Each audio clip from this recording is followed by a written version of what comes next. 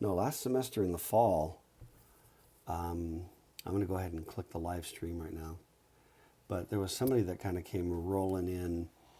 I don't know how many exams he did in the lab, but he was like like a computer engineering major that, he'd had a lot of stuff beyond this class, you know. Right. So he just kind of like took care of everything else and then sort of like did this thing in like 2 weeks or something. Dang. I was hoping you were going to say 1 week because I really only kind of have like 2 weeks, I think. Eh, Yeah. either Well, either yeah, way, I still believe understand that back this is it. then, the project was due on the last day of the semester, of the class semester, right? And then I the see. I see. final was only on a certain time, certain day for like 3 4 hours. So it was mostly a week. Either way, we'll see. I'm just going to do the best that I can. That's it. Yeah. Well, and there's some things we can do. We'll talk offline about some ways of trying to figure stuff out, work with you. Yeah. Are you Um, live right now? I am live. Not. I don't have the. I'll have the stuff for you to see here in about right then, and then this guy. We'll blow him up for you. Yep, Nice, nice. Yeah, 8:30 that's sharp. good. Okay, let me get. Let's see. I wonder if the other video actually showed up. Yeah, it has. Okay. And then we've got part 2, which I'm going to pull up right now and post to Discord. I guess the date is wrong though on the most recent video. It No! says Oh my gosh. it Oh yeah, says I can fix says it. that. Hang on. Yeah. I see it now. Was it wrong on the other one though? It had to be, because all I did was Well, yeah. change This this one. is still This is part or yeah. 2. No, I got to go and change that on the what I mean, on I the channel. see. Yeah, yeah. Yeah, this live one's just changed, so I got to fix that one afterwards. So it's it Yeah, doesn't no worries. really no it doesn't really matter. Can do it's it later though. it's also just a help section, so the time actually Sure. date doesn't matter that much. But okay, man, let's do this thing. Hopefully, Sam will Yeah, join I'm us. ready. Yeah. And so we're on operating instructions. And seriously, I just want to say I wasn't just pandering to Sam, but the I thought his questions led to a lot of really great, kind of a little more clarity, a little more Mm, precision on my part in yeah. terms of expressing. So I thought it was great. So I do hope he shows up. And anybody else that wants to show up.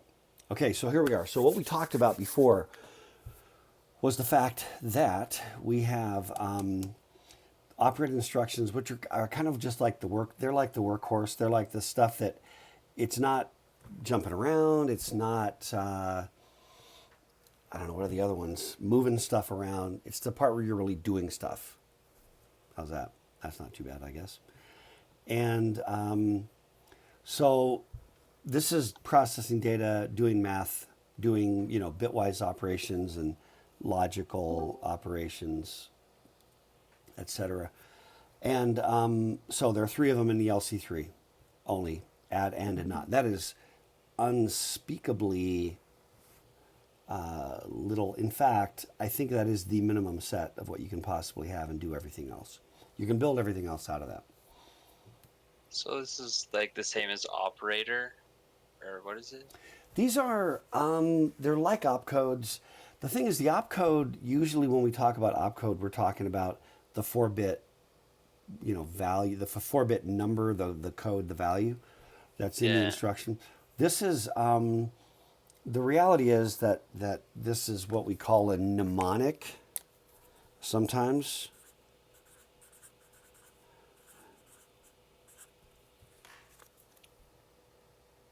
Yeah, Mnemonic. yeah. It's like demonic, but anyway, yeah, which is sort of another way to just sort of say sounds like, I don't know what the right definition is, but so these are kind of, we'll just think of them as like the instruction names, the names of them, But or some. there's like operate instructions, data movement instructions, and then control instructions, right? Yep, exactly. Okay. And Okay. so what we're going to do is talk about first of all the operate instructions.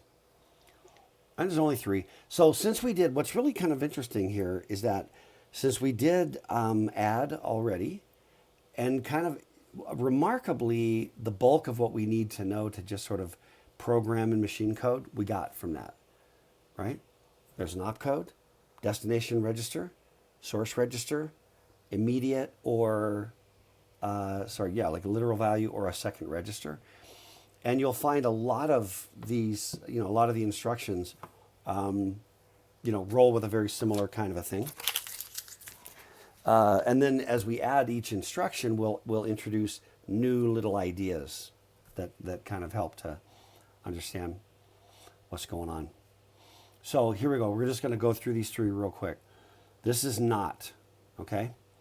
It's a unary operation, meaning that it has only one operand. Remember the old binary operators have nothing to do with binary numbers? They may, but there's nothing particularly about that.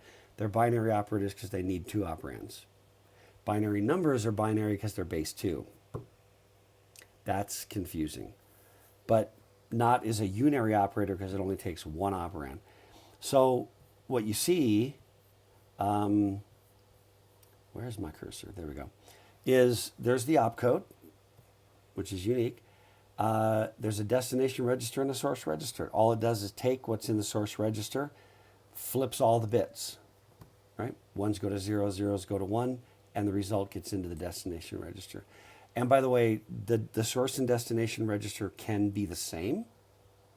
They can be different, doesn't matter. It's any of the 8 and any of the 8. And these 6 bits down here, they have to be 1.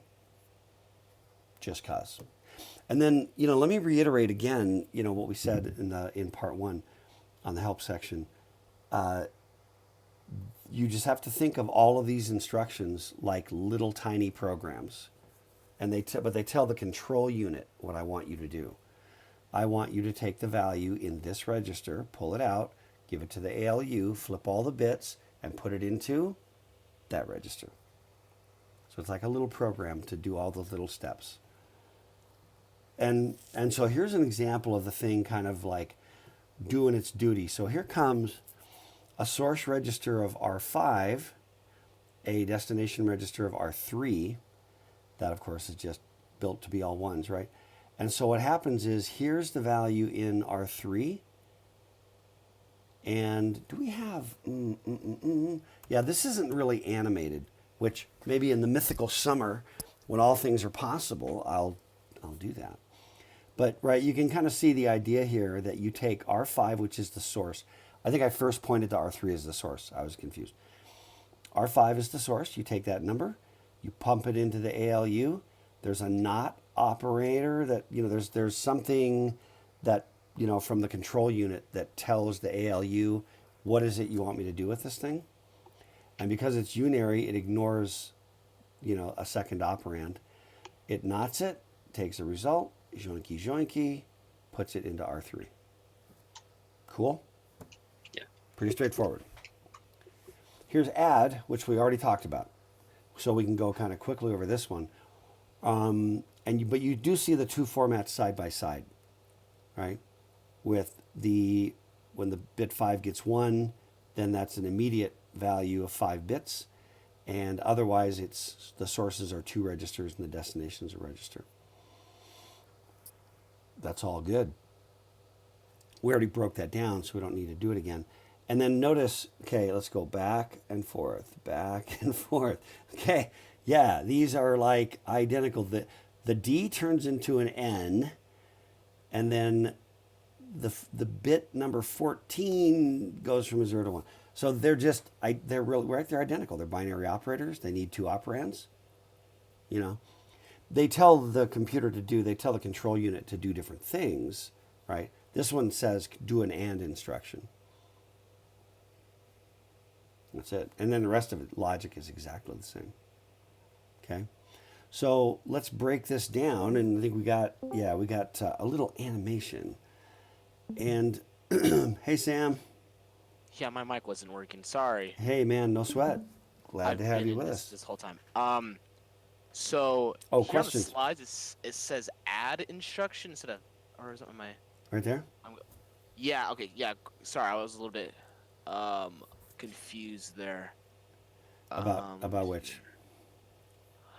About the one. So it's when bit 5 is 1, what does that stand for? IMM5. Yeah, so that's the IMM stands for immediate. This is like just a shorthand. Remember the cheat sheet of all the opcodes, with the things? It's sort of like it's one of the kind of shorthands to just kind of tell you what it is. So that's immediate 5, which means it's a literal value, which means, and by immediate value, it means you don't have to go anywhere looking for it. The value that you're going to add to SR1 is like that number right there. In those 5 bits. In those 5 bits. Yep. You treat it like a 2's complement number, which means, bonus round, what's the range of values that you can add in at that point? Like what's the biggest number? What's the smallest number? With 5 bits is what you're saying. Yeah, with this immediate 5, right? I'm going to take whatever's in SR1, and I'm going to add whatever's here, right? Mm-hmm. So what's the biggest value that I can store there? It's 2's complement number. Is it 0, 1, 1, 1, 1, 1? You got it, Okay. right? Which is positive. Oh man. What is it? 1, 2. Ryan, you can jump in. Oh, hey, Vlad, man. Let me just add this up. 8, that's okay. So, hey, Vlad, check out our handiwork, man. Is that nice on Discord? It's 15. 15. Yeah. You like So- that, Vlad? Yeah. Plus 15 minus 16. Yeah, that's right. Biggest number there is 0 and then all ones, which is positive 15. And the smallest number is, what is the smallest number? It's 10000, which is negative 16. I wanted to go like all ones, but that's -1. So, yeah. Okay, Does that so kind of answer it's- the question, Sam? So you basically SR1 and the immediate value, just add those together and put that into the data register, and that's Now the thing you have to do, and when we'll it get comes into to this. Yeah, we'll get into this later. But that immediate 5, you have to sign extend it to 16 bits in order to add that to the contents of the source register, Okay. right? Because That they've makes both sense. got to be 16-bit values, right? And then later on, I think we'll talk about sign extension. Again, because we're backtracking to chapter 5, I think we get it later. I can't remember if we've covered it before or after chapter 5, but anyway. Okay. Then what we were kind of saying was the AND, it's exactly the same as the add, other than the fact that the opcode's different, of course, has to be, and the operation it asks the ALU to do is different, of course. It's an AND, not an add. So here we just kind of go through it. So number 1, we've got bit 5 is 0, so we've got a source register 1 and a source register 2. Sorry, that's the SR1 and that's the SR2.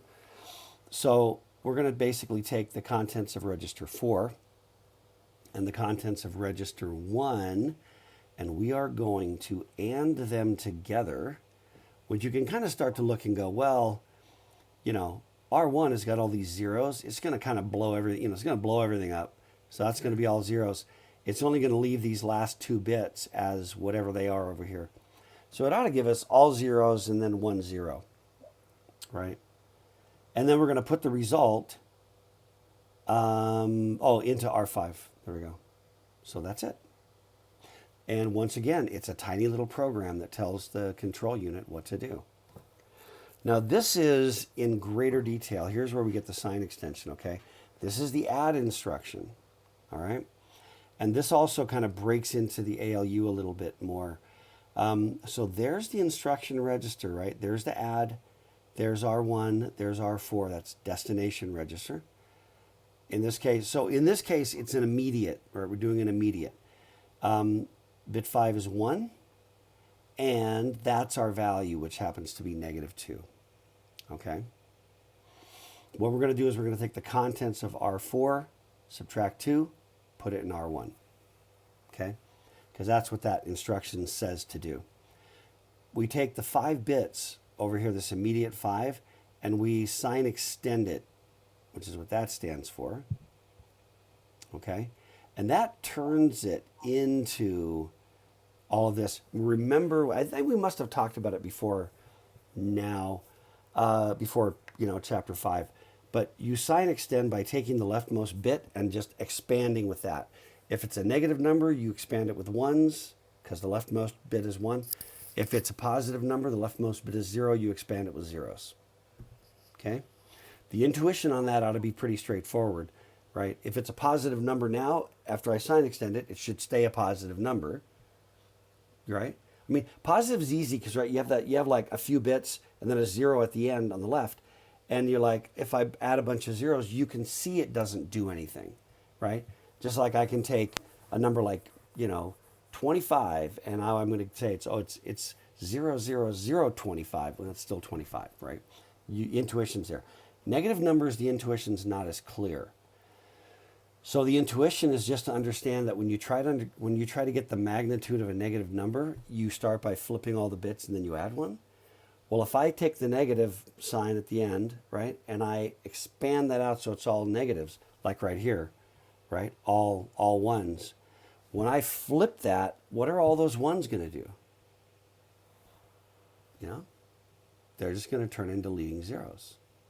So in essence, from a magnitude perspective, they do go away. Okay? But you just have to remember, you sign extend a negative number by adding 1s out to the left as far as you need them. Okay. Question. Yeah. So the sign extension, so you start with some number and you end up with the same number, like numerically, right? Like if it's equals 2, it'll still equal 2. Yeah. Do all immediate values get sign extended? Yeah.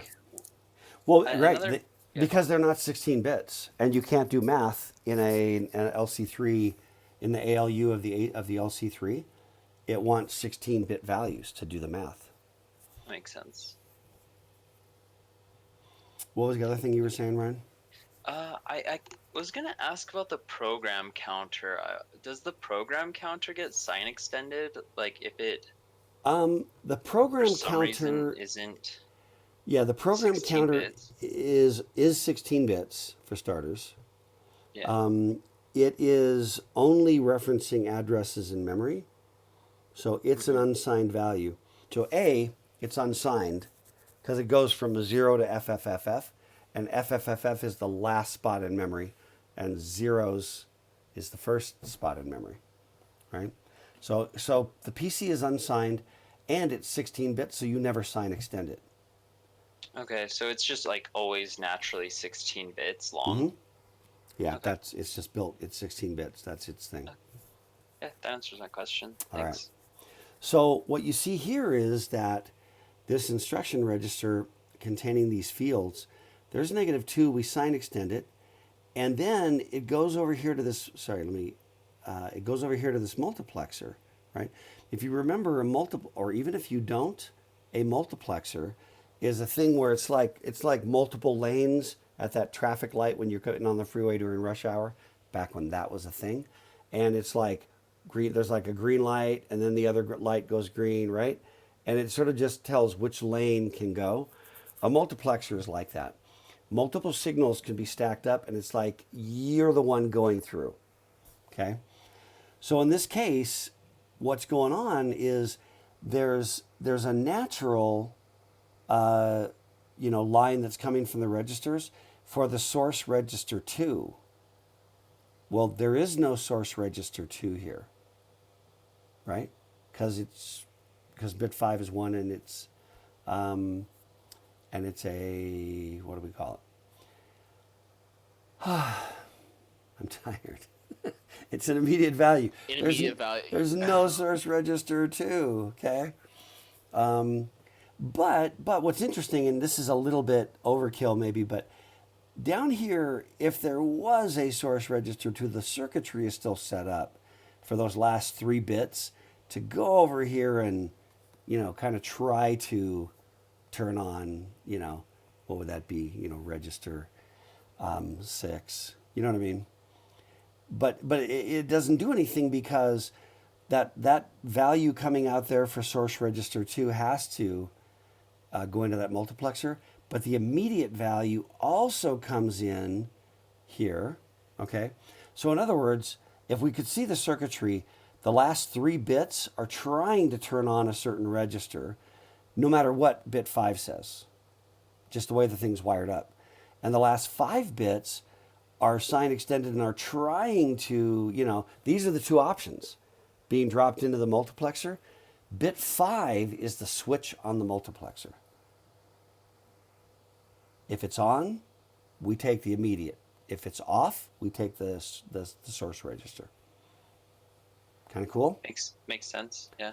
And then whichever one of those gets through, that's our second operand into the ALU. The first one is that source register that was wired in. The problem with all of these is that we can never show all the wiring, the full schematic, because it's just too complex and it kind of blow your head. After a while, you could go, you're like ready for it, but out of the chute, it was just not good. It's going to then perform the add, boom, bada boom, and puts it into the destination register, which was. Sorry, I think I might have zoned out here. What is that 1 and 0, that trapezoid looking thing before the ALU? I think you might have just explained it just barely there. Oh, it's the multiplexer. It's the multiplexer. Oh, okay. Yeah. Okay, I just saw that there. Yeah. And I then, did. So what does those 1s and 0s represent? Is that Which ones? that 1 and 0 right there? Inside the multiplexer? Yeah, inside, yeah. Yeah, they represent if the value of bit 5 is the switch into the multiplexer. It just represents that if it's 1, we take that guy, and if it's 0, we take the source register. Okay, that makes sense. Thank you. But the struggle with all of this stuff, right, is that it's like notational. It's like notational hell. It's so much notation to illustrate the ideas, and that's not native. When you first hit it, it's not native at all. So you have to kind of it's where just spending time brings the fluency. Anyway, that's add, okay? So let's look at this one. Let's break it down. What about this one? Do I have... Just a second. I'm trying to figure out... Yeah. Let me see. What am I doing? Oh, I know what I'm doing. Okay. Yeah, so what this is doing is saying, okay, talk to me, guys. We have... It's interactivity time. There's the cheat sheet right there. And there's the registers, okay? There's the 8 registers, and there's the instruction. And what we do as kind of an in-class activity is just break it down. And I provided everything you need to know is right here. So let's start. What's the first thing you guys are going to do? What's the first thing you're going to look at? It's an and instruction, right? Yeah, the opcode's the first thing you look at. Number one thing, go look at the opcode. Yeah. And you go 0101, you look over here, blah, blah, blah. Oh, there it is right there. So yes, it's an and. And what's that guy? What are these 3 bits telling us? Destination register. That's the destination register. What are these 3 telling us? So 8 through 6, wouldn't that be the source register 1? Yep, that's right. And there's your cheat sheet right here. Okay. Then, again, this is always open book, by the way. Bit 5, when it's on, bit 5 is on. We said it was an and. Bit 5 is on, which means those 5 bits are an immediate value. Right on? So those 5 bits, immediate value. What's the value? 0. 0. Yeah, so what we do, what this operation does, that's an and. So it goes to register 2, right here, and it ANDs it with 0, what's that going to do? Clear. Blows it all up. Blows it up, everything's gone, and puts it into register 2. So all this instruction just clears register 2. That's it. Okay. How about this one? Which is so close, I'm just going to go back and forth. I'm animating back and forth so you can see it. Okay, this one, different instruction. What is it? Add. Yeah, and we can, again, hit the cheat sheet. It's right there. Source register is going to be number 6, right? Yeah, 6. Zero It's one. immediate. Yeah.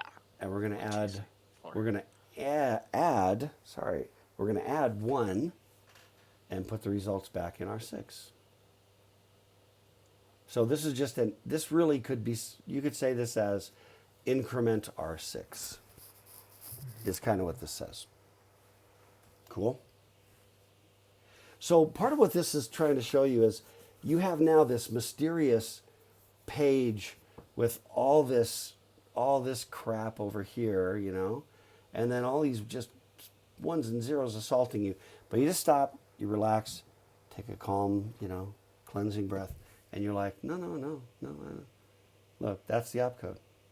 And then once I know the opcode, I don't even have to remember the rest of it. I go look. I do have to know that DR is destination register, and I have to know SR1 is source register, and I have to know that IMM5 is immediate 5. Yeah, 5 bits of immediate value.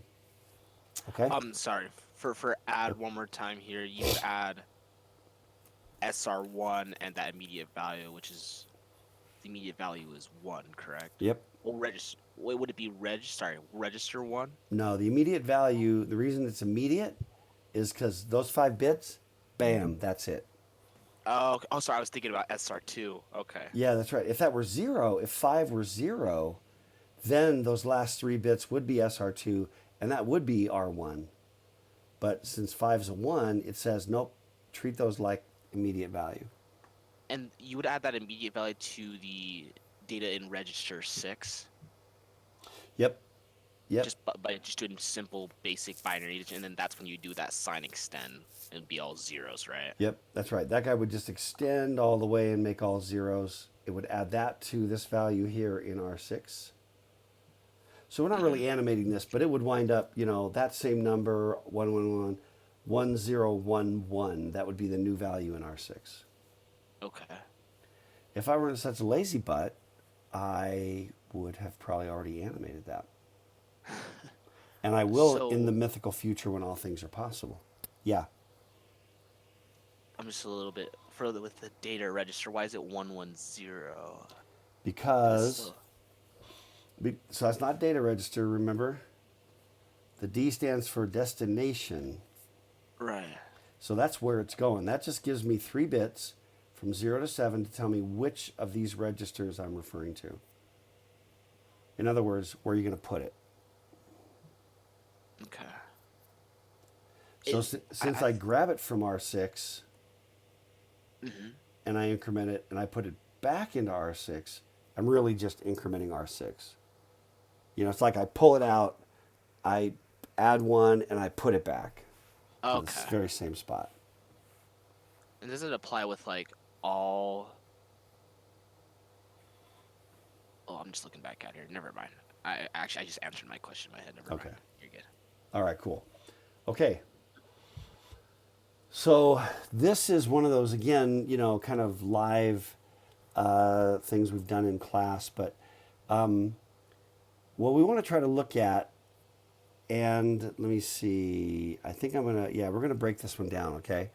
So let's assume that I've got these 2 values, well, you know, like A and B, but they're just 2 values. And they're in R0 and R1, okay? So A is in R0, B is in R1, all right? And the question is, how do you do A minus B? And put the result of that into R2. How do you do it?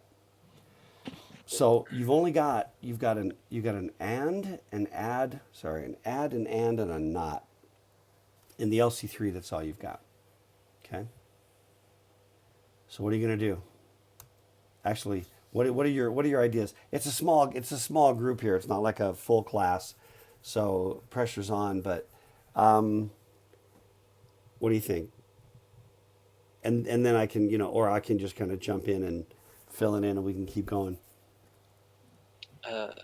So you would not, A, and then put it in some register, and then you would add one to A or that new register, and then you would add A and B. Yep, super close. We're doing A minus B, so you got to make B a negative. I Right. see. Yeah, But yeah. the key is that A minus B is the same as A plus negative B. This is, basic algebra, right? So A plus negative B. So I don't have a subtraction, but I do have an addition, and I do have the ability to do a negation by doing a not and adding one. I flip all the bits and I add one. Not flips all the bits. Then I can add one. Okay. So what I do is I'm going to do that to the value, the second value, which is in R1. Now I can either like put that value negative B back into R1, or I can pick another register. It doesn't really matter. There's different reasons why I might choose one or the other. Dr. K, Yeah. what if we are using immediate value when we negate B and B is already negative and it's negative 16, for example? Yeah. And it's going to create overflow. Yeah, good point. Good point. Yeah. So for now, we're ignoring overflow. We're like, yes, that would be a consideration. And for now, we're just not going to worry about it. Okay. Fair enough. Do you mean like for now, like in the whole course, or I mean, like yeah, just... for the most part in the course. I mean, we need to understand overflow, how to tell, and we'll talk more about that, I think, if we haven't already. But in terms of like the math and stuff that we're going to do, for the most part, we're not taking it to that level of detail. Assume that the result that you get is gonna fit. Because what Vlad said was correct. If B is a big number, and then I take A minus a big number, right? Or I've got a negative number minus number minus a large positive number, right? And I can get overflow. And I'm just, so right, for now, we're just not worrying about that. Later on in practice, you would have to worry about things like overflow. The problem is actually writing code that considers overflow is a little more of, kind of advanced topic. And right now, we're just introducing the fundamental idea. So yeah, let's go with what Ryan was saying. So the first thing we're going to do is we're going to take R1 has the second value, right? So we flip all the bits on R1. So that's our source register is R1. And in our case, we're going to put the values back into R1. We're just going to take R1 and make it negative and leave it in R1, okay? And then this, that's just has to be there.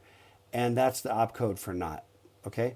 Now this, by the way, this R1 gets not B. This is just kind of pseudocode, we'll call it. The pseudocode just kind of helps to remind you what it is. And this is a notation that the book uses. It's perfectly fine. You can even put the assembly language out to the side if you want as, as a sort of a notation, right? And one other thing, it's really still remarkable after the way we beat the crap out of this issue of negating a number by flipping the bits and adding one. How often? It's not the majority, but it's a sizable small percentage. Does that make sense? It's a sizable minority that will just flip all the bits and then be done and think they've got a negative number, which was one's complement, if you remember. But we flip the bits and we add one. That's the magic trick. So we flip all the bits. Here we do an add instruction now, where we take register 1, we do an immediate, we add 1, and we put that into R2. Okay? And we're just using R2 again. We haven't done anything. The results need to wind up in R2. We can put this anywhere as long as we don't break something. So we put it in R2. At this point, we're like, R2 now has negative B in it. Okay? Then we add R0, which was the original value of A. And we now do bit 5 is 0, which means we got a source register for the second operand. And that is R2, which is negative B. We add those together, and the result goes into R2. Voila. All right, everybody got that? And again, this is just kind of notation for what we've just kind of done. A plus negative B, we put it in R2. Cool? Yep. I'm going to keep rolling because we got ground to cover, man. That looks good. Okay, so that's the operating instructions. Okay, ready for data movement? Data movement is moving stuff around. Now, in some instruction sets, other architectures, you've got things to move from register to register, from memory to memory, different kind of combinations. In our world, we only have, in terms of actual explicit data movement instructions, we've got movement from data to memory, from registers to memory, and from memory to registers. If you want to do something like move a value from a register into another register, you have to kind of like cheat and use like an add instruction or an and instruction. Okay, like take the value in some register, add nothing, and put the destination register as another register. And that's really effectively the same as a move from register to register with a wasted, add 0. Okay. Dr. K, Yeah, I Vlad. might have a little bit dumb question, but in real world, in the real computer, can you hear me? Yeah. Where that register would it be in CPU cache or RAM? It's going to be those registers. We actually kind of talked about this in the first part earlier today, but really it's in the control unit. Those register file with the 8 registers is kind of tucked over there. I think the LC3 draws the picture with it in the processing unit, but it's in the CPU. It's on board the CPU. Okay. This is a CPU, if you can't tell from there's pinouts. That's the best I got. That answer the question, Vlad? Yeah, because LC3 is kind of created on purpose to be similar to the real computers, right?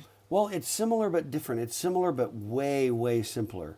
It's kind of like when you go to med school and you take anatomy, And if you went to med school and instead of anatomy, if you had an LC3 equivalent of anatomy, then that's what the human body would look like.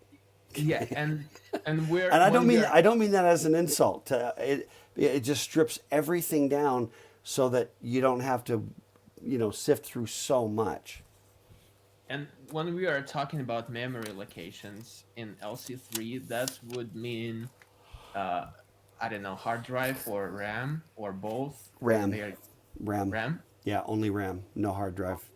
No hard drive. In a real world, environment, there'd be a hard drive with its own controller on board, and then the operating system would actually make requests and send signals to the hard drive to say this sector, this cylinder, this exact location, give me that sector off the disk, and it will stream it and put it into a buffer in the operating system in the hard drive driver. So all that's, and the LC3 doesn't even, in the world of LC3, there are no hard drives. You could conceptualize and make one. Gotcha, thanks. Yeah, you bet. Okay, I'm going to keep going. Data movement. So basically we talked about load and store, and then the way to remember that is that load is loading a register from memory. I don't know how the best way to just remember this, but you have to just think of it more like you're in the perspective of the CPU, because that's the brains, right? Control unit is the brains. And it's like, if I say yeah, I'm going to load my truck, I think of stuff coming, into my truck. You know what I mean? That's how I remember load. And store is more like I have this thing and I need to like put it somewhere for safekeeping. I need to store it somewhere, but it started mine and now I have to store it. I don't think of like going to my storage unit and then, it's like I put something in a storage unit. I store it in a storage unit and I load from my storage unit. You know what I mean? The opposite doesn't really make the same kind of sense. So I'm just saying that to kind of help you remember instinctively what load and store do. Okay. And then whatever was in there gets overwritten when you do the load or the store. So this is the thing. And if there's stuff in memory, stuff you care about, and you just start writing over the top of it, it's gone. It is gone, gone, gone.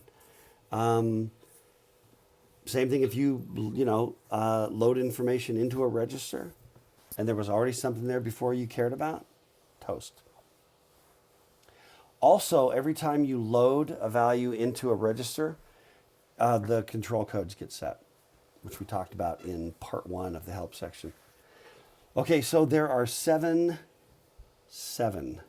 data movement instructions in the LC3. Okay, and we're going to hit them. We're going to go through them pretty quickly. And then this is the other key. Let me just remind everybody that in the book, in the appendices, there is a detailed instruction, description right here. And there's the cheat sheet. Let me stretch that. And then here's the whole thing. And it's like, if I make that, if I shrink that a little bit, did I grab it? No. There you go. It's like there's one page for, or whatever it takes, right? There's and, there's branch, there's jump and return, there's JSR, there's load and direct, okay? In other words, every one of the instructions has a solid page in the LC3 documentation that gives the detailed information, okay? Like there's the add. It tells you how it operates. It gives you a description of what goes on. And then it even gives you some coding examples in assembly language for how to use it, okay? So, in other words, everything we do is open book, in that respect. When it comes to there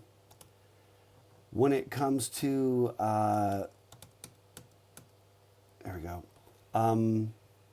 The instructions themselves are open book. In my view, there's no value in just forcing you to do a memorization exercise. Over time, you get more fluent, and then you don't, and you stop and it goes away. So, yeah. Are you Ryan. Do you mean the ISA, the instruction set, or whatever that is? Do you know what I'm talking about? What do you mean? In what? Talking about in what sense? You mean the documentation I was just showing you? On the exam, basically, you get these things. Yeah, you get all of that. This thing right here, and this is called the ISA, right? Like at the top. Well, the ISA is the instruction set architecture.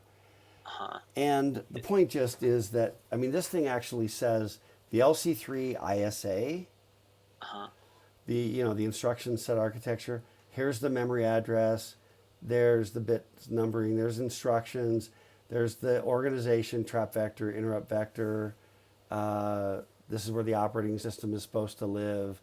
This is where you can put user programs, stuff like that, right? And the so device this is registers. what we'll have on the exam. Yep. Do we get anything else, or is this kind of? No, you also get an ASCII table, and you get anything that you need of that sort of documentation. Cool. Type. You get also this thing with the pseudo ops, right? .org.fill, et cetera, et cetera. So you get those. You get that documentation. We basically just give you, and we give you the trap service routines. Is this for exam 6? For any of the exams where you get into and you need it. So, Oh, okay. like 10, 12 no, 1 no, 6 probably yeah, whatever. The ones that relate to this chapter, absolutely, So you don't need to be like jamming these instructions down your brain trying to arbitrarily remember them, That to me is just a worthless exercise. You start working in a new environment and you won't have any fluency. And then over time, not too long really, it'll all start to stick, and then pretty soon it'll be there, and then eventually it'll go away. And then 6 months later, it's not there anymore because it doesn't need to be there because you can always go look it up again. There's some things that are worth remembering because they're just never ever perishable. You always it's always valuable to know it. Okay, is that good? Yeah, for sure. Okay. All right. Let's do the data movement. All right, we lost Vlad. That's all right. He's back. That's also all right. Okay, so data movement. We got load, we got store. We've already talked about that. There are 7 of them. Ready, go. Well, no, not quite go. Data movement. Okay, so 2 operands. All right. One is the source where the data is coming from and the destination where it's going to. All right. The first operand is a register, and the second operand is a memory location. Is anybody else besides me really tired? I overslept on my nap, so I'm not tired anymore. I didn't get one, so I am tired. Sorry, I can feel the yawns are coming on, and I'm already oversaturated with Diet DP, if you know what I mean. So I have no recourse. I just got to tough it out. Okay, so, but the details, again, is open book. So we can kind of break it down. When you got a load instruction, the destination register is, if it's a load, then you've got, okay, here's what I'm trying to say. I'm really stumbling here.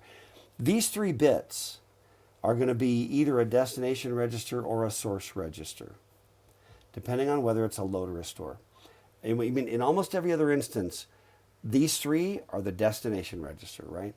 But here it's like, if it's a load, that's the register it's going to. If it's a store, it's the register it's coming from. Okay? And that's the only situation where these 3 bits turn into an SR instead of a DR.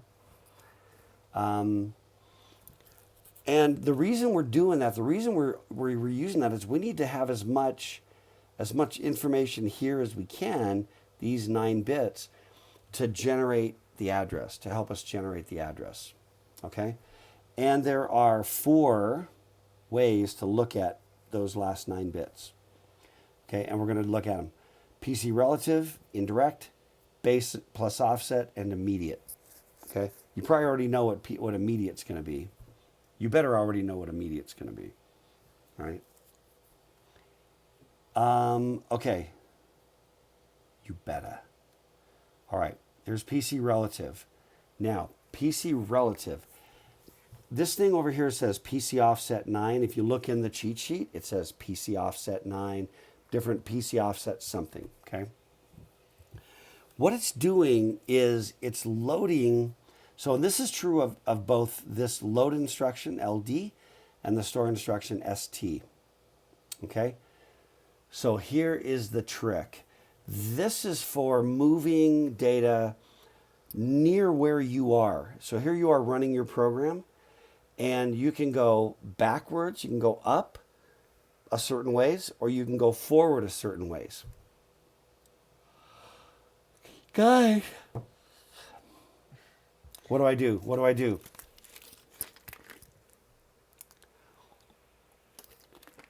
Energy drink. I just don't want to yawn my way through this thing. It may be too late. I Okay. believe. I don't know, man.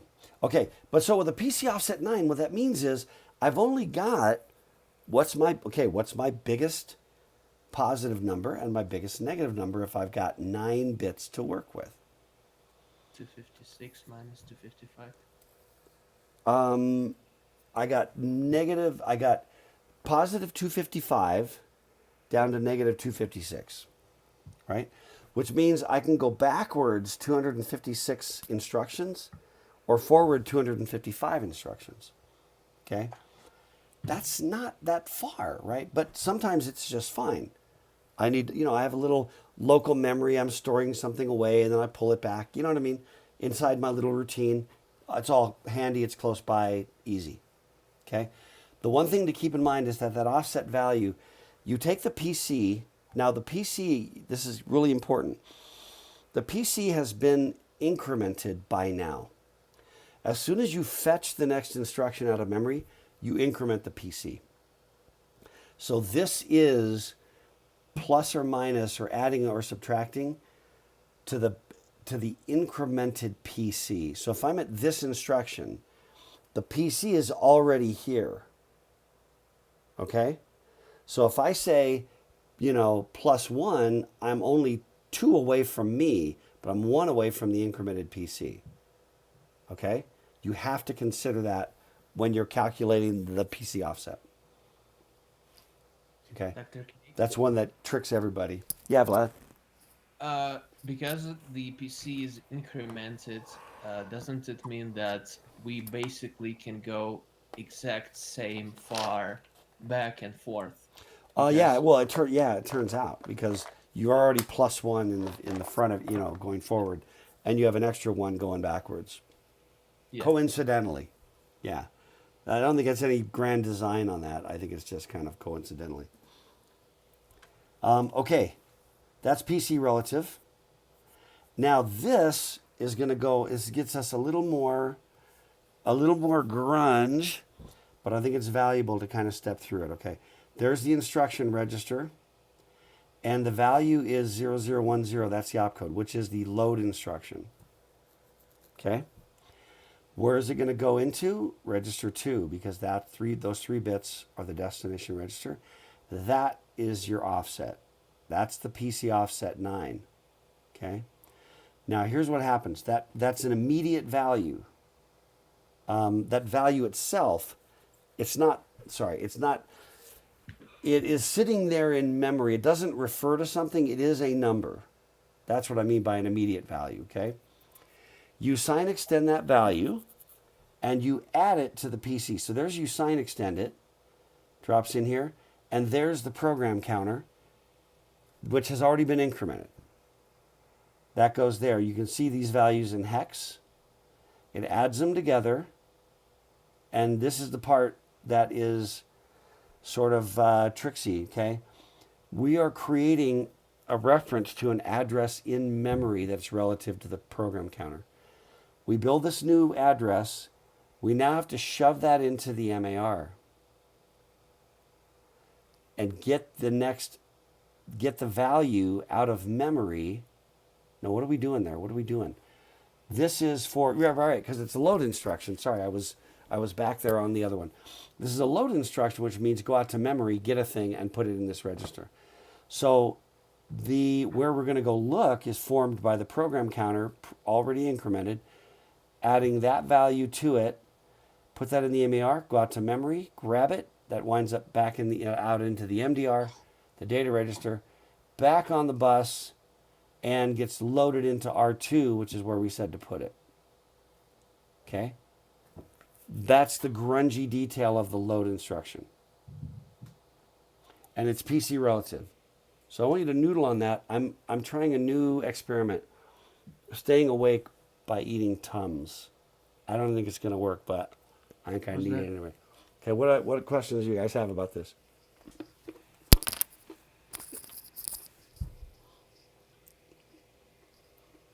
What pill is that? What's that? It's Tums. Tums. They're just vitamins and stuff? no. They're What are they're they? for your like your stomach. They're Like if you have, like, antacids. a- Yeah, I had a great. I dropped one on the ground. I had a delicious dinner of bacon and eggs, which I highly recommend. I like. Okay, I'll find it later. Oh, I found it. It's over there. I highly recommend bacon and eggs for dinner, but I overate on the bacon. So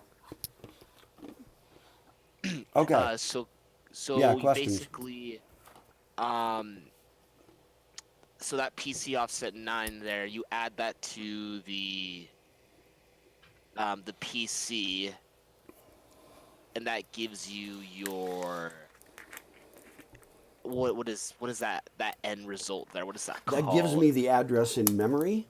The address in memory, and Yeah, then you load that into the MAR, yeah. and then it Essentially, what I'm doing, Sam, is once I have that address, I'm going to go to that location in memory, get the uh-huh. contents, pull it out, and put it in the register that I said. Okay. If it's load, yeah. Yeah, if If it's it's load. load, yeah. If it's load, If yeah, it's a I see that. store, I'm going the other way. I take whatever I've got in that register and I go put it in that location in memory. Okay. There's probably going to be an example with that there in the next Yeah, I ones. think we're going to do slide. Oh, I is don't there? think we'll do store. I'm not sure. No, we don't do store, but the Oh, concept exact is analogous. hmm And maybe later in the future, when I've got a bazillion little YouTube videos to articulate the concepts, I can break it down into super gory detail. Okay, that's PC relative. The biggest thing to remember is that it is the incremented PC. The PC gets incremented after the fetch. Okay? Before anything even runs, that PC is already incremented. Is it the same when you use the branch, the BR? Mm-hmm. With a PC offset? PC counter is also incremented Yeah. by the time you actually need it Mm-hmm. for the instruction. Okay. So you always assume, you're like, well, this is the instruction and the PC was pointing to me, right? Of course. No, that PC is already pointing at the next one. When I'm running this instruction, the PC is already ready and pointing at the next one. And it has to be one or the other, right? It either has to stay put or get incremented. You can't have it like doing over on the side and not quite sure which one's going to win each time. It has to be stable. Okay, let's do indirect mode. So that's PC relative. Everywhere in the cheat sheet, okay, let me pull this up. Anywhere in, where is it? Well, here, hang on.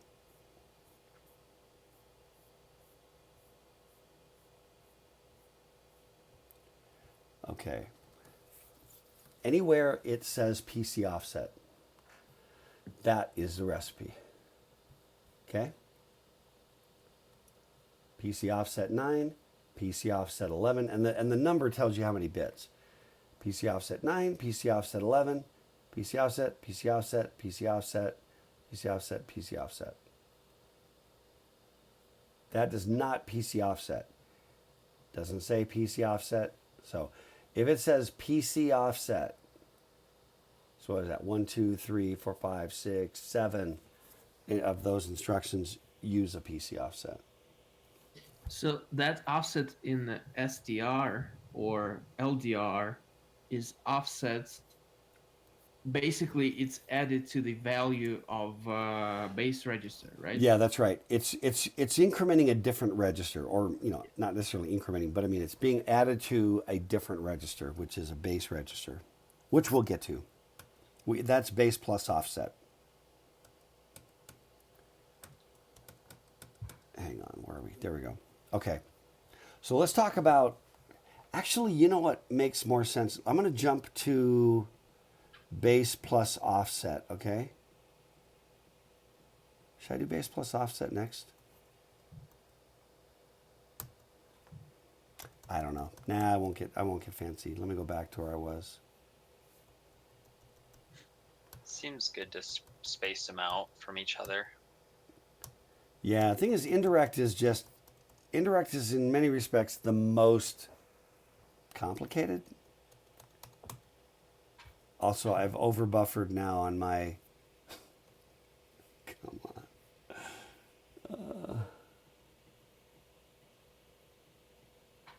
I shouldn't have messed around. No, I think that I'm just going to do this now, but I think that in a future reorg of these slides, indirect should come last because I just think it's the most complex. But here's the idea. It's again, they're analogous. Load and store. Load indirect, store indirect. Okay. And this one is really funky, but you form an address just like you do with load and store. PC offset 9, right? Destination or source. But here is the difference. When you get to that spot in memory that you calculated, just like you did before, what you've got is not the data you're looking for, but the address of the data. Okay? The address of where the actual data is. This is one of those things that the first time you hear it, you're like, what?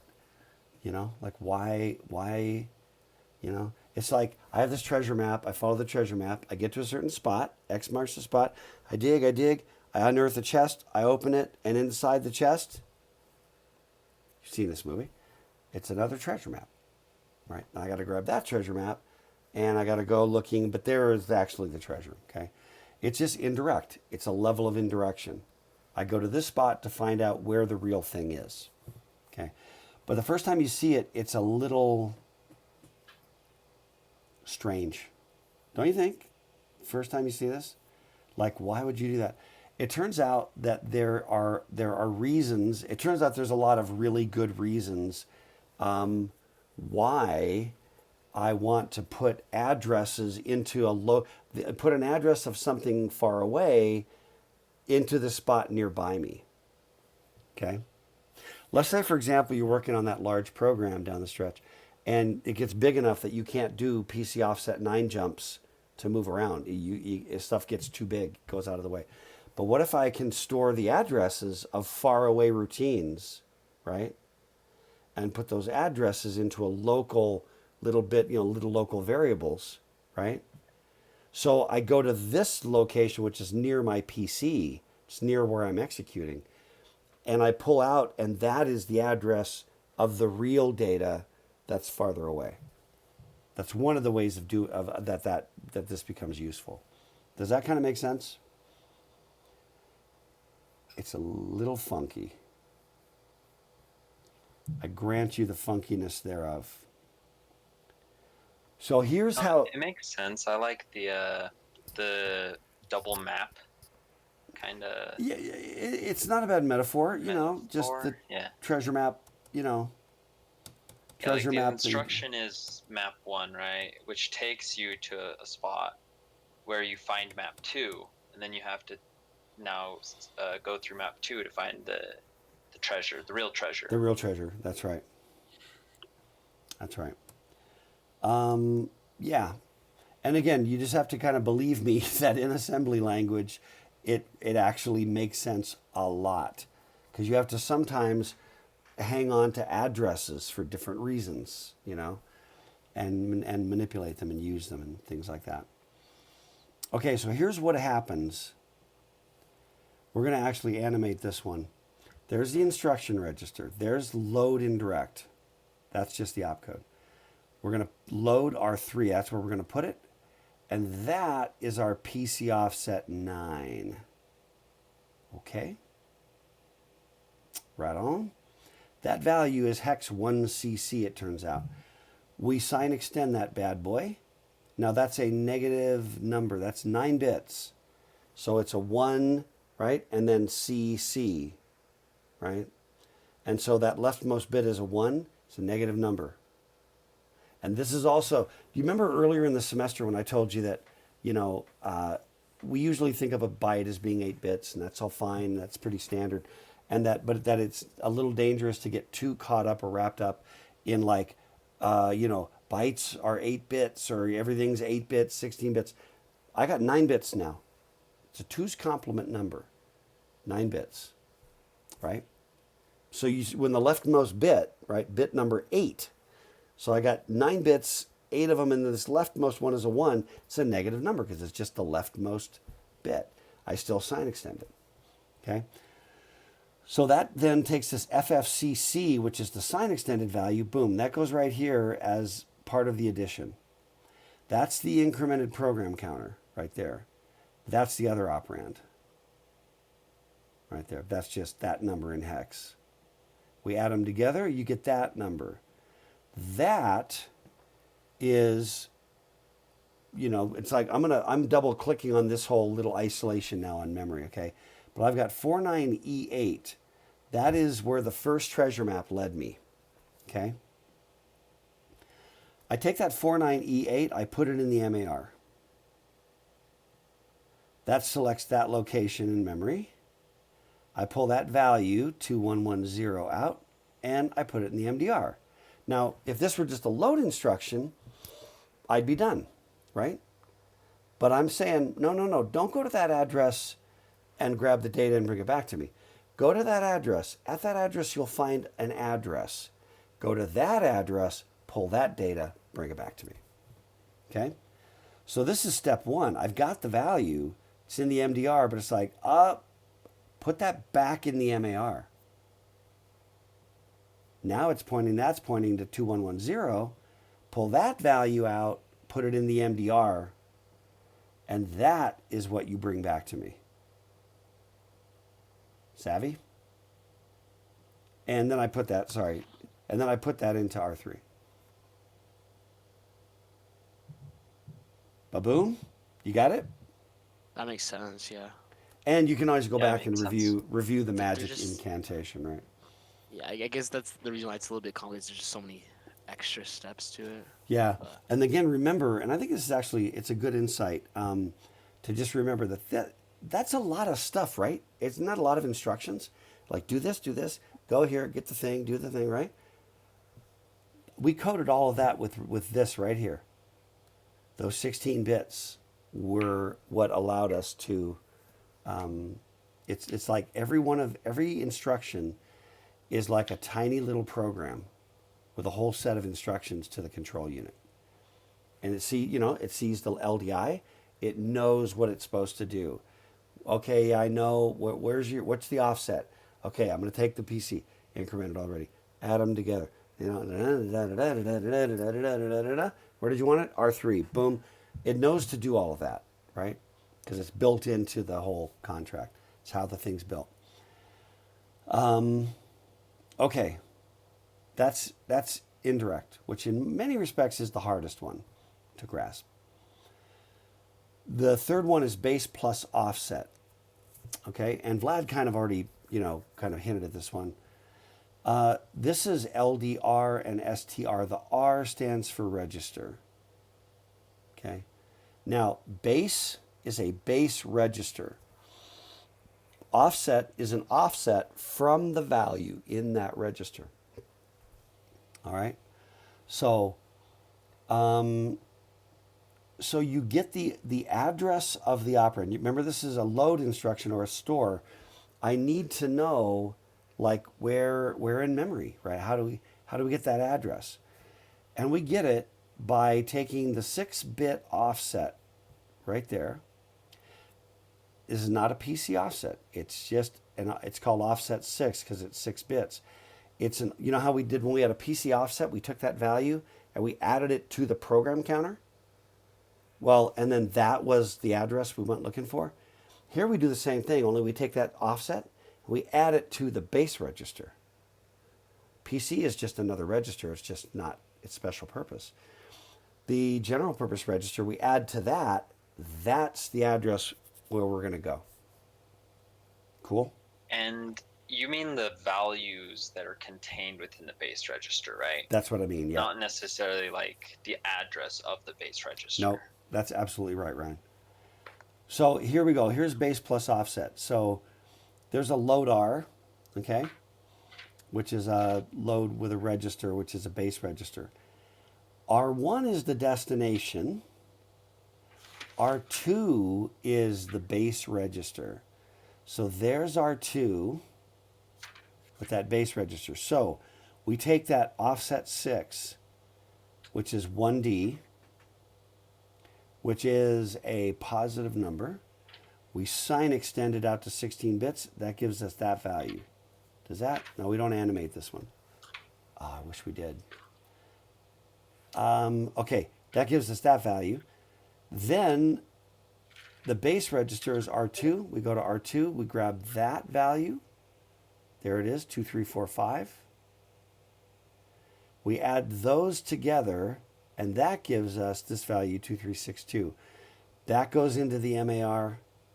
That value in that location pops out, and that is what gets put in the destination register, which is R1.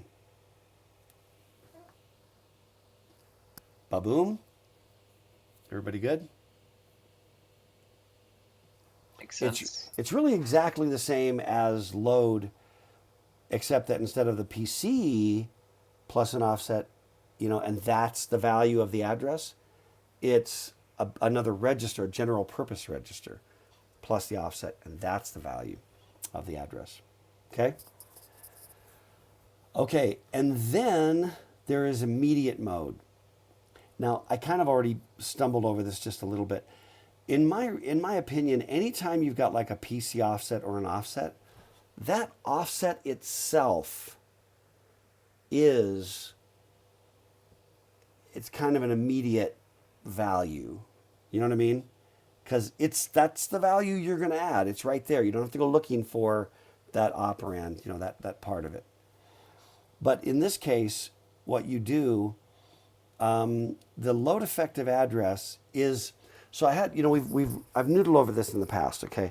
Like, okay, why does the book and the slides say that this one's in immediate mode when the other ones that also had, this PC offset, whatever, were not called immediate mode, right? They were called, what were they called? I don't even remember. There was indirect base plus offset and, what was the first one called? Man, I'm blanking. Do you guys remember? Wait, what was the question again? The first addressing mode. PC relative mode? PC relative, yeah. Thank you.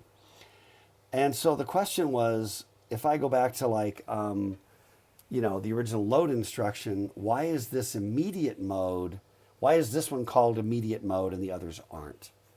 When they all take a PC offset and add that value to a PC, you know what I mean? And I have the answer. Does that question make sense? Like, they both do the same thing. They add a value to the PC. Here's why this one is called immediate, okay? And the only one in this category is LEA, which is load effective address. I don't know why effective is in there. I think it's slightly confusing. But here's what happens, okay, in this LEA. So there's the LEA opcode. There's R5. Like, that's the value to put. That's the destination R5. That's the PC offset, which is 1FD, which is a negative number. We sign extend it, we get that bad boy. There's the incremented PC. Do I have in? No, come on. I gotta animate these bad boys this summer. Okay. I add these together. Okay. Now this is why this is immediate. I don't go out to memory.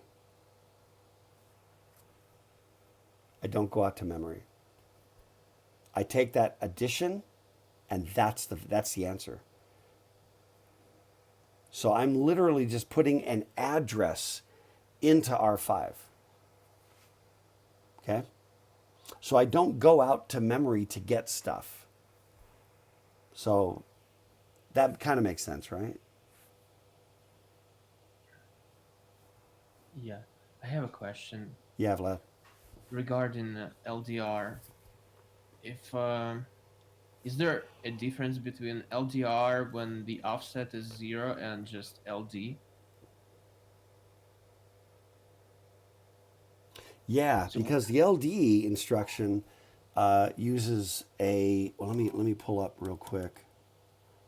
Let me throw the cheat sheet up, which will help the discussion just a little bit. Okay, there's LD and there's LDR.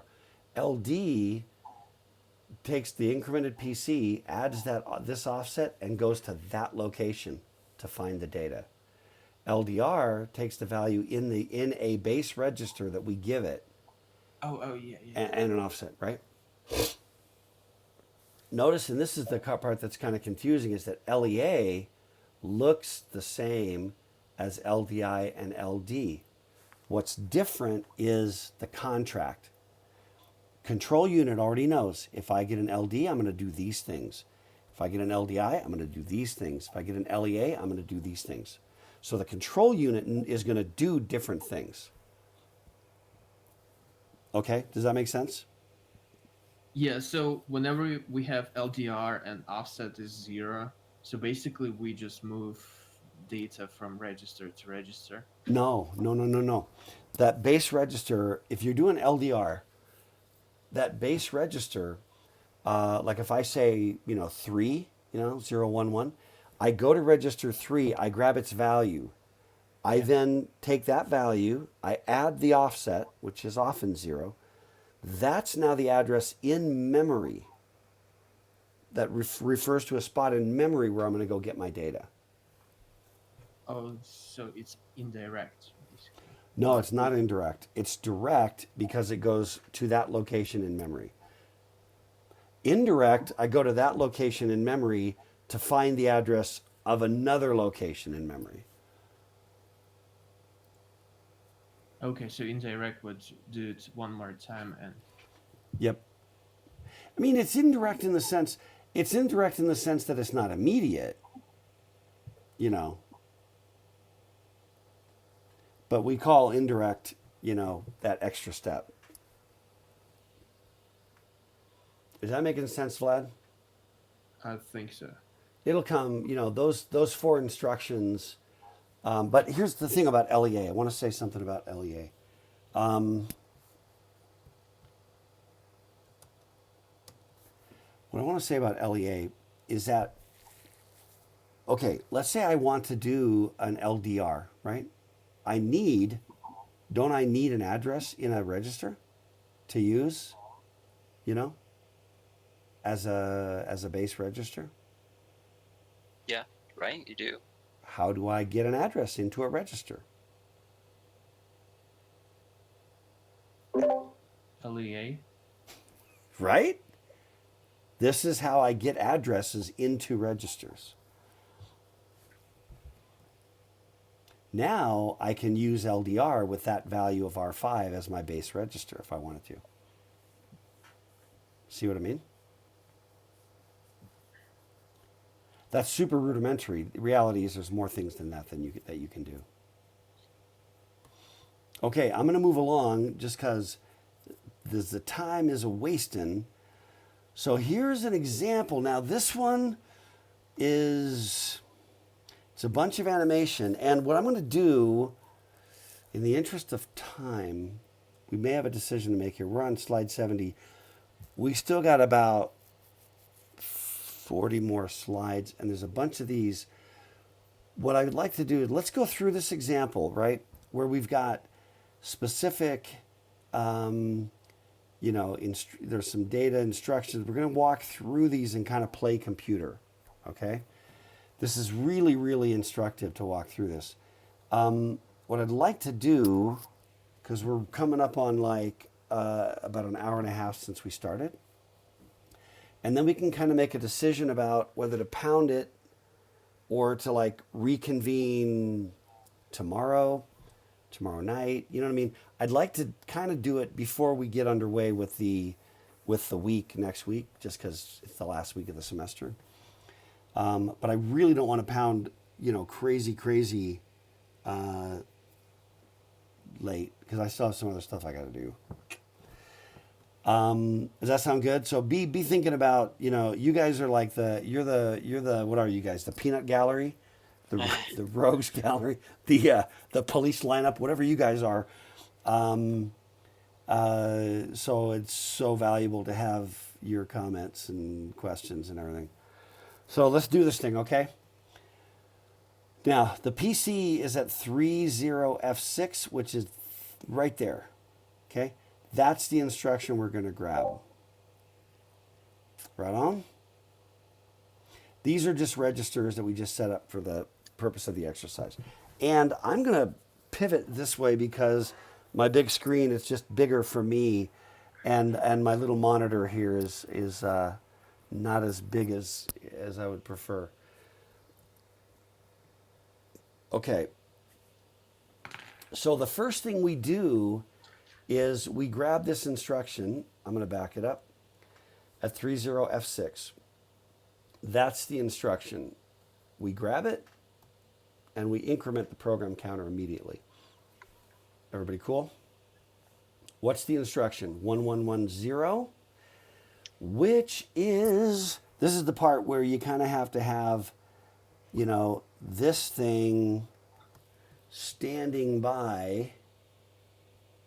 It's LEA. Load effective address. Let me see if I can fit this thing. And I don't know if this is going to work. Hang on a second.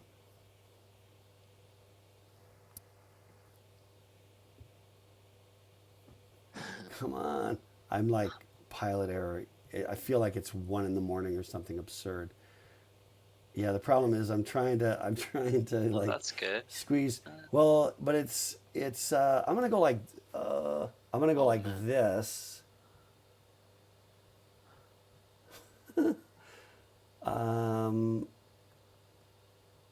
Okay, hang on. Yeah, what I really need, ordinarily when we do this in class, okay, that kind of fits. When we do this in class, I'm like, okay, everybody, you know, get your own copies out, you know, grab your book, you know, etc. And so I'm not worried about having it omnipresent for the Someone could exercise. easily do that since it's a video on demand. Also true, yeah. What I'm curious about, I have one open. okay, yeah. Well, this will be okay for now. But so there's the 1110. We go looking, right? Boom, boom. It's LEA. I mean, you already said it, Ryan. But I wanted to like have the exercise, I got you. you know, of like, oh, there it is, LEA. And so I know I have a destination register and a PC offset 9. So that's my destination register, R1. And that is my PC offset 9. And this is my little pseudocode to remind me what it's doing, okay?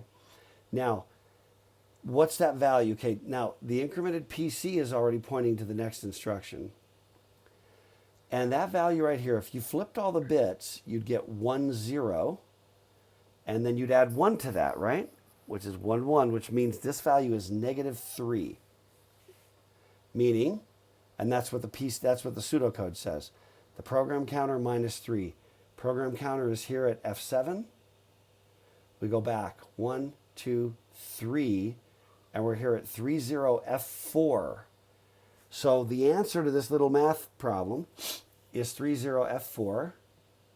That guy's going to go away, but it's okay. We can easily bring him back. And notice what we put in register 1, right? 30F4. We put the address of that guy into R1. Okay? Then we are ready to grab the next instruction. Boom. I grab the instruction and I increment the PC immediately.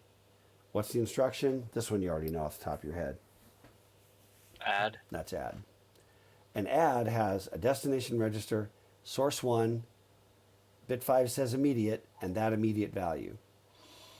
So let's take a look. I'm going to take the source register 1, which is register 1, which is the one we just piddled around with. That value is 14. It's a positive number, right? 1s, 2s, 4s, 8s. Right? 8, am I doing that right? 8 plus 4 is 12, plus That's 2 14, is yeah. 14. Right. I got confused for a second. That's 14. I add 14 to this value right here. Okay. And I put it in R2. So that's that number plus 14. You can verify that yourself if you want.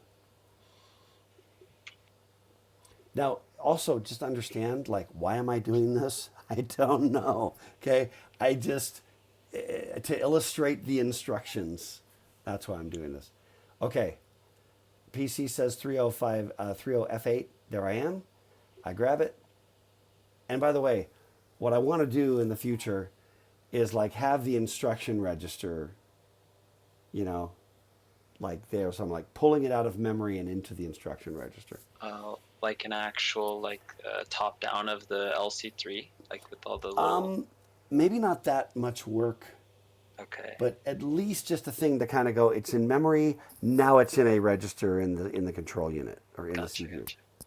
You know, because right now I'm just like we grab that instruction and we don't really grab it and put it anywhere. We're still looking at it in memory. It's not quite pure enough.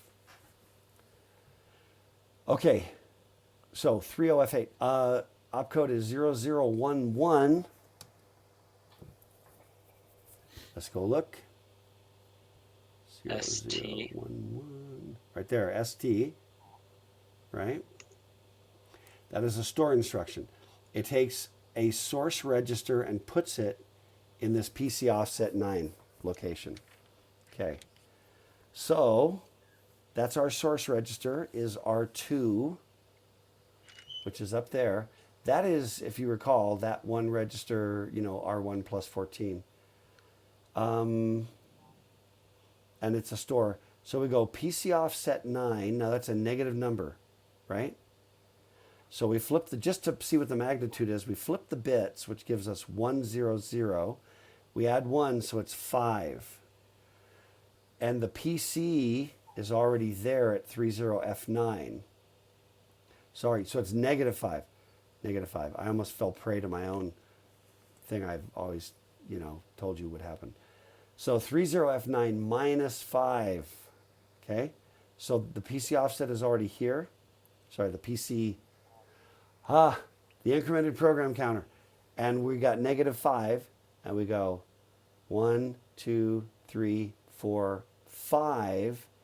That's the location in memory that where we are going to put the contents of register 2.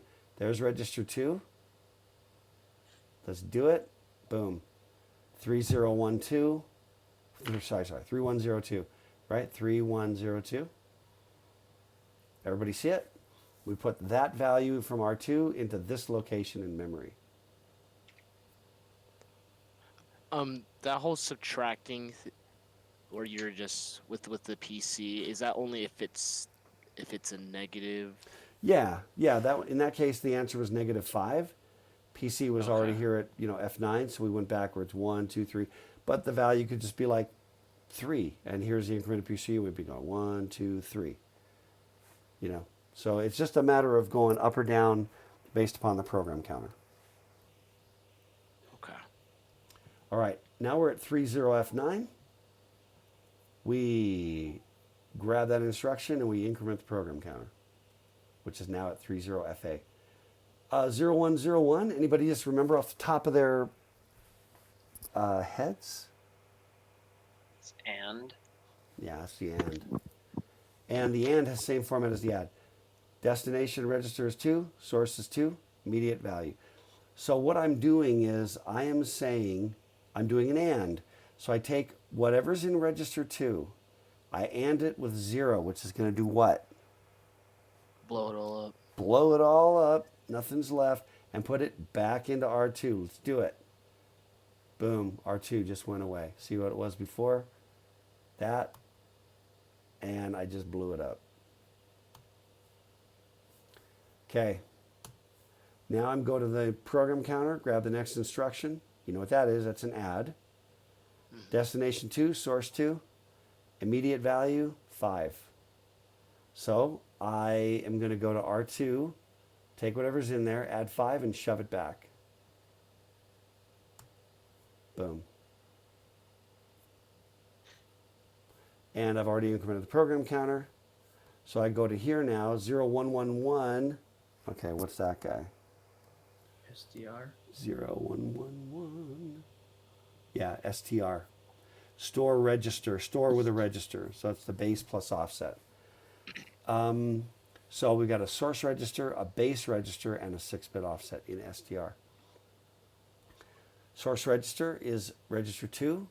So that's the value. It's 5. That's the source register. The base register is R1. Oh, okay. I was looked up. I was freaked out. The base register is R1, which is pointing to that location in memory. Remember when we did LEA back here, and that put that address into R1? I can't remember. It set us up for an indirect as well. But anyway, so we take this value, that's our offset, which is going to be 1s, 2s, 4s, 8s, that's 14. We take the contents of register 1, which is that guy. We add 14 to it. Now we go out to that location in memory, and we take whatever's in R2 and we put it there. Okay? So now, do we have the little math here? Yeah, we don't really have the math. It's an unfortunate bit of non-animation. But if we take R1, which is this guy here, and we just add 1110, 1110, we get 0, 1, that's going to be 0, 110, that's going to ripple out to about here. Anyway, and that's going to be like 0, 3, 1, something, something, right? And we're down, we're out here in the future. We're down below. Okay? So it's referencing a location that's below us. There's just such space limitations when you're trying to graphically represent this. And we take R2 and we put it there. And we can't really see it. I could like blow it all away and then that other little, it's like scrolls up and shows. That would be good. In the future when all things are possible. All right, then we go to FC. Oh, and we're going to do that instruction, which is 1010. It's LDI. 1010. Yep, there it is, LDI. Destination register and a PC offset 9. But it's the indirection, okay? It is the indirection that is the thing here now. So what we're doing is we are taking the incremented program counter, which is now incremented. We're taking that, we are adding this value to it. Now let's go ahead and do the math. Flip the bits. That gives you 1, 0, 0, 0. You add 1. So negative 1001, which is 9, right? An 8, no 4s, no 2s, and a 1. So we got negative 9. From one below us here, we're going 1, 2, 3, 4, 5, 6, 7, 8, 9. So we're referring to that location. Then in this memory location, it says 3102. Since this is a load indirect, we go out to location 3102, which, by the way, I think was where we put R2 on the previous instruction. I think. Let's find out. Yeah. And then we go out there, grab that value, and notice it is to 5.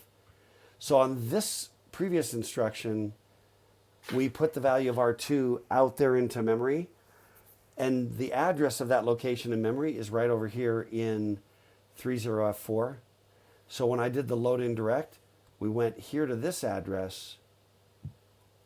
That gave us an address, went to there, and from there we actually pulled the value out and put it into R3. Whew. Well done. I'm beat. How are you guys doing? I need like a, I don't know. I got a bag of like those little Kit Kats. This is just quarantine food. You know what I mean? I'm gonna. I figure. Anyway. Speaking of quarantine, some things I learned. Dry climate, not good. Dry climate, the virus survives better in dry climate, but we do have heat. So that works to our advantage. But also being overweight. So I'm thinking if I could pack on a few more pounds, throw that on top of the being old. And I'm just trying to check as many boxes as I can. It's my current. Oh, man. But I'm gonna guess we have like 30 minutes to an hour left. We Well, could pick it up tomorrow. Here's the thing. Let Just do me a quick little. Yeah, let me do kind of a. I'm just gonna glance real quick at what's left. What we've got left is control instructions. That's branching and jumping. And it's 10, and I'd rather hit that fresh. I mean, honestly, it's only 3, 6, 9, 10, 11, 12, 13, 14, 15. It's only 15 slides, but 15 slides, that can take me solid half hour, 45, depending. I mean, the material is, the problem is when you start talking about JSRs, jump subroutines with a register. I think honestly we could use some time and fresh minds on that one. I'm game. I'm game with that one. It felt a little bit like the harder content to grasp, I guess, for me. Yeah, no, I like that. Let's go for either. I'm not exactly sure yet what my schedule is going to do tomorrow. Morning is a possibility, and evening is a possibility, as is like Monday. Let's do it tomorrow. Let's get it done tomorrow. It'll only take 30 minutes to an hour. I agree. Like, get it just real quick. Okay, we'll calculate. We'll figure something out online, and then we'll just post to the Discord channel or to the testing lab test. Can you see how tired I am, Ryan? We're gonna post. No, I feel it too. We're gonna post to the testing lobby server on Discord, and so, all right, that's good. I think that is wisdom.